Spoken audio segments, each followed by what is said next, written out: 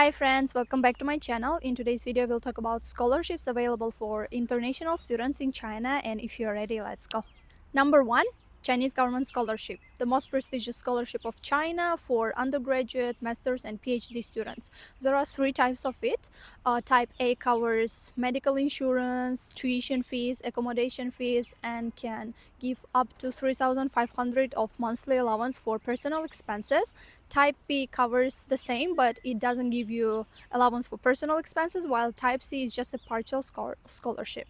Documents to apply for Chinese government scholarship usually include physical examination form, your highest degree, transcripts, a recommendation letter, research proposal or your study plan, and the language certificate. Application for Chinese government scholarship usually starts in December and finishes in the end of April, but you should still carefully check the websites if there are any changes. As you may have understood, Chinese government scholarship is very competitive and there are a lot of people who apply for it, so in order to stand out from them, you need to have really solid knowledge of Chinese and really good research proposal.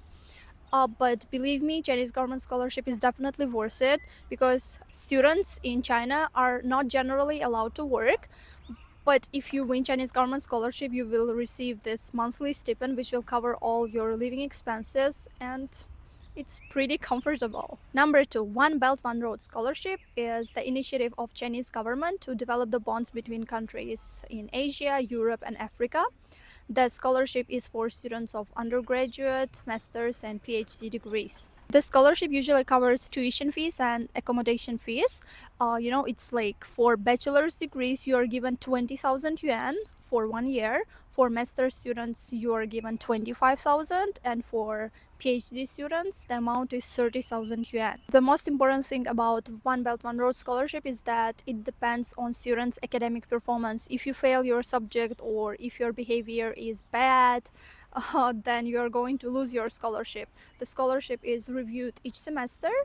If you are a good student, then you're going to continue being One Belt One Road scholarship student. The requirements of the scholarship is that you come from a country of One Belt One Road scholarship initiative.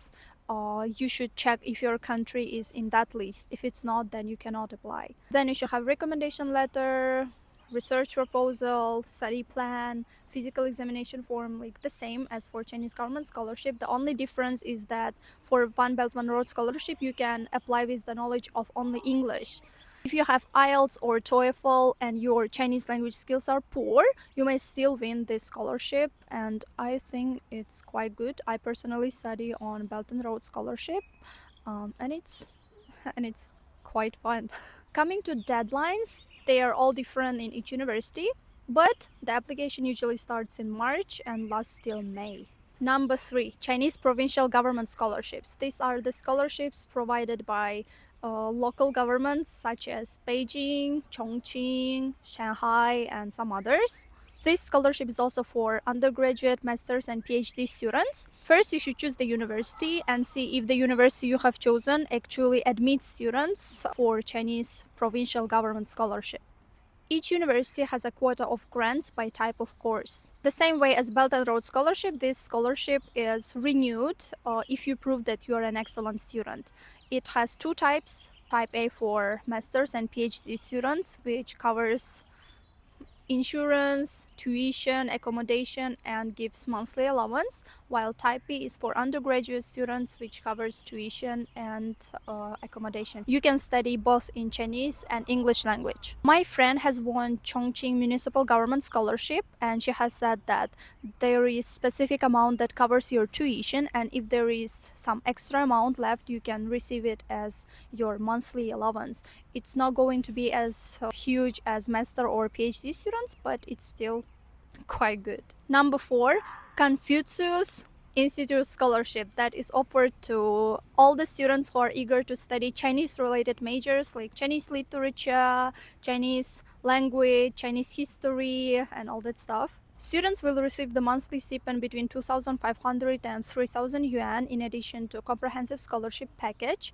If you live outside of campus, you will even receive monthly allowance of 700 yuan to cover your rental costs. Requirements are generally the same, but you should have really good knowledge of Chinese language because all the majors are taught in Chinese language. The application deadlines may also be different, so you gotta check the websites periodically. Number 5 is language year. All Chinese universities provide language courses for students who want to learn Chinese but do not yet have solid knowledge of it. For language courses, you do not usually have any scholarships available, so you gotta pay from your pocket. But it's only going to last for 1 year because after a year you can pass HSK level, and if you're going to get a good score, you can easily win some Chinese government scholarship or CIS. The fees are usually different according to which university you choose, like in which city that is, what's its ranking. If you really want to come to China and study Chinese, I think language here is a good opportunity. One more thing, majority of Chinese universities have age requirements. For example, for undergraduate degrees, they accept only students under 25. For master's degrees, they accept students under 35, and for PhD under 40.